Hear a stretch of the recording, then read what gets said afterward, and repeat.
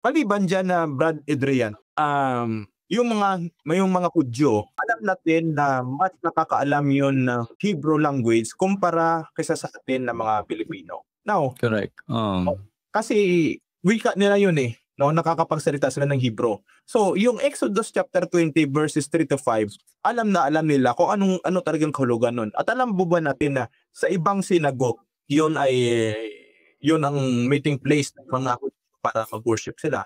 Alam mo ba na sa ibang mga sinagoga, merong larawan or imahen ng mga leon doon sa taas.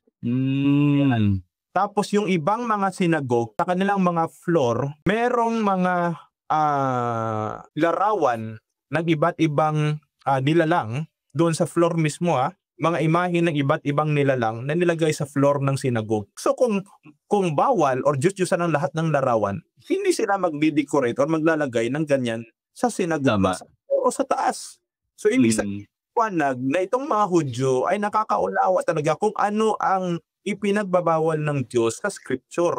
Hindi lahat ng idols, kundi yung images or idolatrous images, yun ang sinasamba bilang mga Diyos or Diyos-Diyosan, yun ang ipinagbabawal ng Biblia. Isa pa sinishare ko ito kasi hindi pa ito siguro nagagamit ng iba.